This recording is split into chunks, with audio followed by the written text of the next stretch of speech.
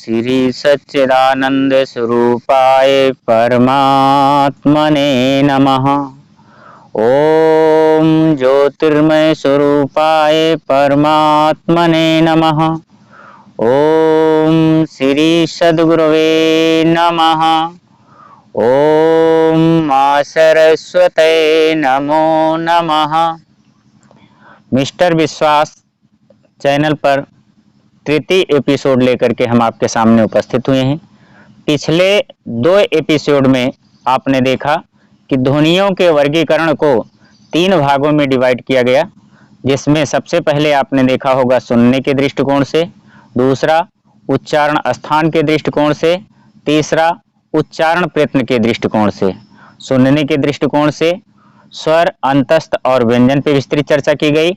इसके बाद में उच्चारण स्थान के दृष्टिकोण से आपने देखा होगा अकुह विसर्जनिया नाम कंठः, इचुह यसा नाम तालुः, रिह टुरसा नाम मूर्धाः, लृ तुलसा नाम दंताः इत्यादि के साथ में आपको उच्चारण स्थान का विस्तृत चर्चा करवाई गई।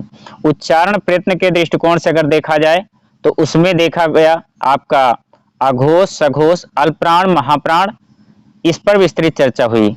आज हम उसी चर्चा को लेकर के आगे बढ़ते हुए बाह्य प्रयत्न के अंतर्गत नासिका संबंधी उच्चारण का अध्ययन करेंगे। नासिका संबंधी बाह्य प्रयत्न। नासिका संबंधी बाह्य प्रयत्न वे प्रयत्न होते हैं जिन ध्वनियों के उच्चारण में श्वास वायु मुख विवर के साथ साथ नासिका विवर से निकलती है। वे ध्वनियाँ अनुनासिक कही जाती हैं। उदाहरण के लिए यमंगणना नाम नासिका च, इसमें ञ, गौ, ण, न, म ये हिंदी और संस्कृत की ध्वनियाँ अनुनासिक हैं। यहाँ पर अगर देखा जाए ञ, म, ल ये ध्वनियाँ भी विकल्प से अनुनासिक हैं। किंतु अनुस्वार को देखा जाए तो अनुस्वार ऐसी ध्वनियाँ हैं जिनके उच्चारण में मुख विवर ओंठों के द्वारा बंद रहता है और प्राणवायु नासिका से केवल निकलती है। जैसे आपने अब अनुस्वार में आपने देखा अन्न, जैसे कन, इसके बाद में चन, ये जो आपके उदाहरण हैं ये अनुस्वार के उदाहरण हैं। निर अनुनासिक वे ध्वनियाँ जिनके उच्चारण में श्वास वायु पूर्णतः मुख विवर से ही बाहर निकलती है, वे ध्वनियाँ निर अनुनासिक कही जाती हैं। हिंदी संस्कृत की 4 वर्गों के अतिरिक्त ध्वनियाँ निर अनुनासिक मानी जाती हैं, अर्थात समस्त जो स्वर होते हैं वो निर अनुनासिक कहे जाते हैं। अब ध्वनियों के वर्गीकरण को देखा जाए तो यहीं पर समाप्त होता है। हम आगे मात्रा की चर्चा करते हैं। केवल स्वरों के वर्गीकरण के अंतर्गत देखा जाए तो मात्रा क्या है? मात्रा किसे कहते हैं? मात्रा वह काल है जो किसी ध्वनि के उच्चारण में लगता है, अर्थात किसी ध्वनि के उच्चारण में लगने वाले समय को मात्रा कहा जाता है। अब इसमें मात्रा के आधार पर ध्वनियों के वर्गीकरण को अगर स्वर को देखा जाए तो ह्रस्व स्वर आता है आपका, इसके बाद दीर्घ स्वर आता है, फिर प्लुत स्वर आता है। हिंदी में अगर देखा जाए तो ह्रस्व और दीर्घ स्वर की चर्चा की जाती है, किंतु संस्कृत में प्लुत स्वर भी आ जाता है।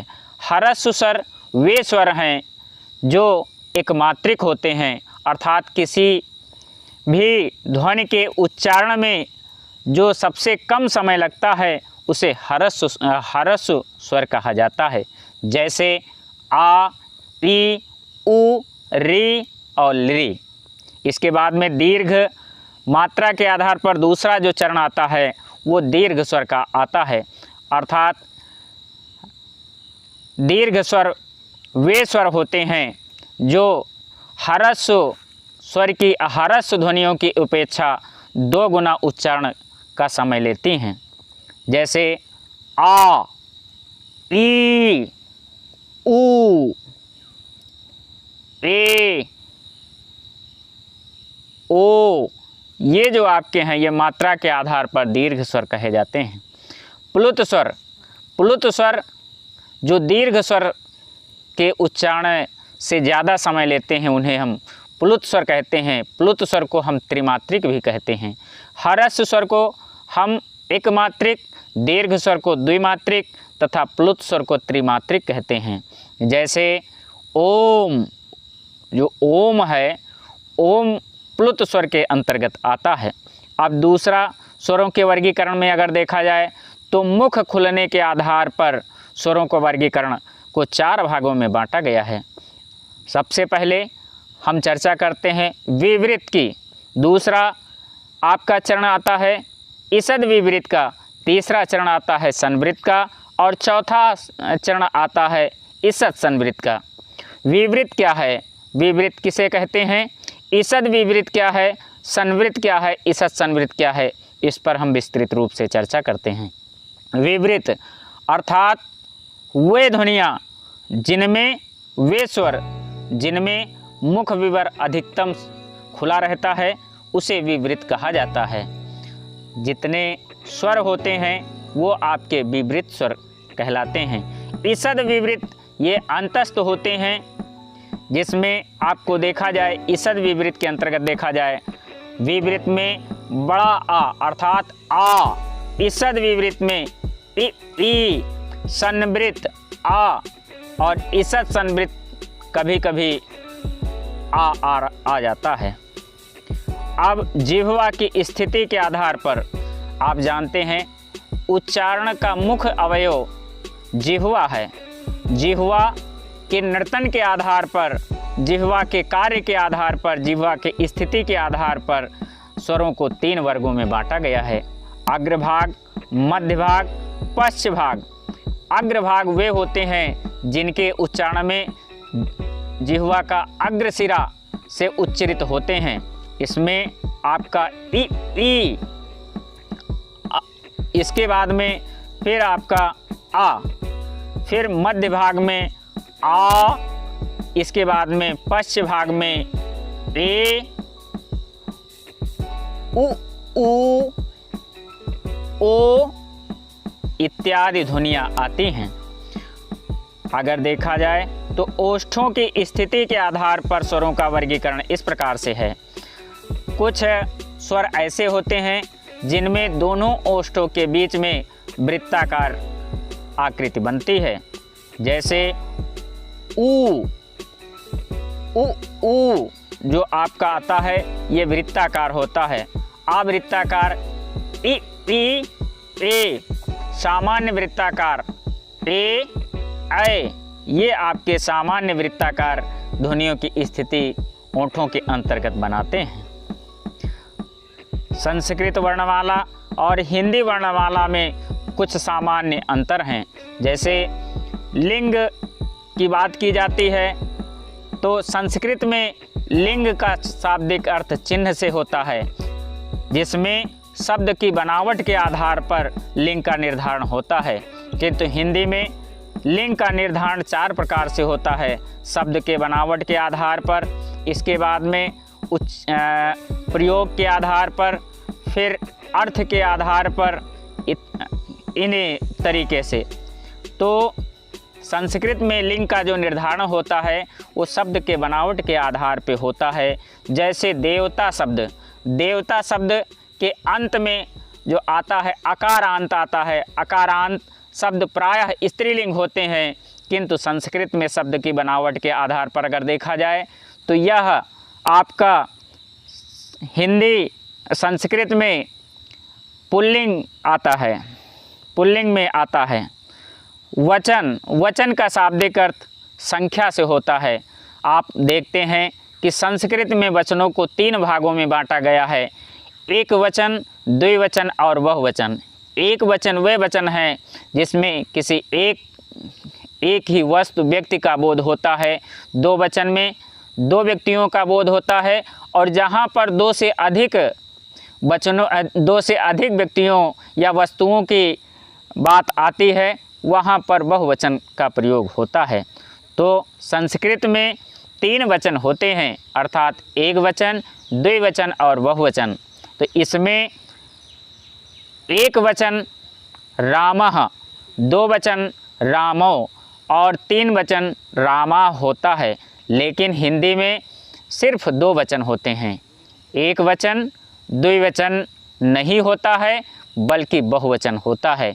जैसे लड़का, एक लड़के की बात की जाती है, जहाँ पर एक से अधिक लड़के होते हैं वहाँ पर बहुवचन होता है। जैसे लड़का, लड़के, लड़की, लड़कियाँ, कहानी, कहानियाँ, लता, लताएं इत्यादि। अब कारक की बात आती है तो संस्कृत में कारक की काफ़ी चर्चा होती है। साक्षात क्रियान्वित्वम कारकत्वम, अर्थात क्रिया से संबंध रखने वाले विभक्ति युक्त पदों को कारक कहा जाता है, जो प्रत्यक्ष संबंध रखते हैं, और जो प्रत्यक्ष संबंध नहीं रखते हैं उन्हें संस्कृत में कारक नहीं कहा जाता है।